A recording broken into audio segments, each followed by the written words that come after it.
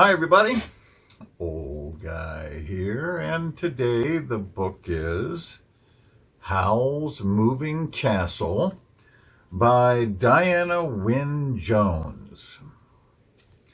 Now, yeah, I know, kid's story. And one with which I have to admit having very little familiarity other than the anime or the cartoon or whatever you want to call it, which I have not seen. I just know about it. So I was out perusing shelves one day and saw it and said, okay, let's see how much of a kid's story this really is. And yes, it's a kid's story. But then not a kid's story. It's got enough subtext that we crotchety old people can get a kick out of it. It is a fairy tale, but more of a parody of them than anything, with tongue-in-cheek finger flicks at all the fairy tale tropes, like ugly stepmothers and princes and living happily ever after. Like this, so what do we have here? We have Sophie Hatter was the eldest of three sisters. She was not even the child of a poor woodcutter, which might have given her some chance of success. Poor Sophie. Her father's a successful hat maker, hence the name, and she's the eldest, so she is expected to be the first to fail. The youngest, Martha, will, of course, succeed happily, probably marrying a prince, while the middle sister, Letty, will do okay. Sophie's the one who's doomed. This is set in the land of Engary, which is a magical place. It has wizards and witches and demons flitting here and there, and one of the most terrifying of the denizens is the wizard Howl, who lives in a black castle that moves freely about the countryside. Howl hunts young girls so he can eat their hearts or their souls. Wasn't really established. And the Hatter sisters are quite circumspect when they're out because they want to make sure that Howl doesn't snag one of them. But even worse than Howl is the Witch of the Waste, a short-tempered but quite beautiful witch who's constantly laying curses on people. She and Howl are enemies.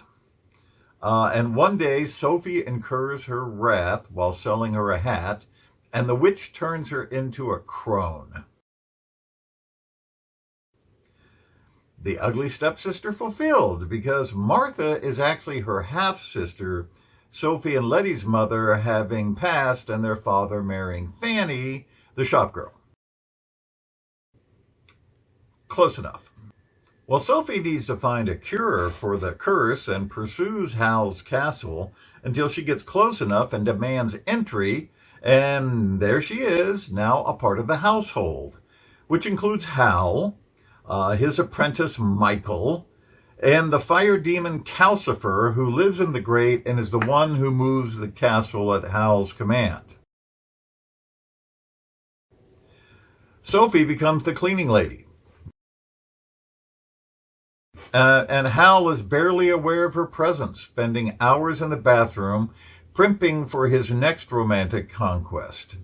See, Howl doesn't literally eat young girls' hearts. He breaks them, moving from one conquest to another in the space of a day or two, which is why the castle has to keep walking around. Calcifer, though, recognizes that Sophie is under a curse and agrees to help her if she will help him break his contract with Howl. Only problem, Calcifer is not allowed to tell her the contract specifics. She has to figure them out for herself. Then the fun begins. And it is a fun story.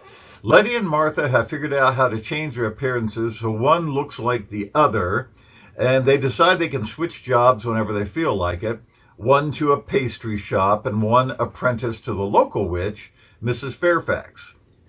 You can't figure out who's who. Michael and Hal fall in love with either Martha or Letty. They're not sure because of the switched appearances, and they think they are rivals for the same girl, when actually it's two. And there is a missing prince and a missing wizard and body parts combining to make the perfect man and a fairly terrifying scarecrow made out of a turnip which pursues Sophie across the countryside. Now, yes, at places this gets downright silly, but it's a kid's tale, or more accurately, a young adult novel, although I put it around 13 or 14 years old.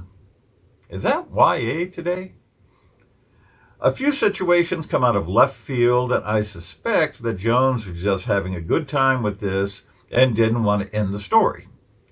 Which apparently she hasn't, because there are other follow-ons constituting the Howl series. I had never heard of Jones before this, and that's surprising because she's quite the prolific writer.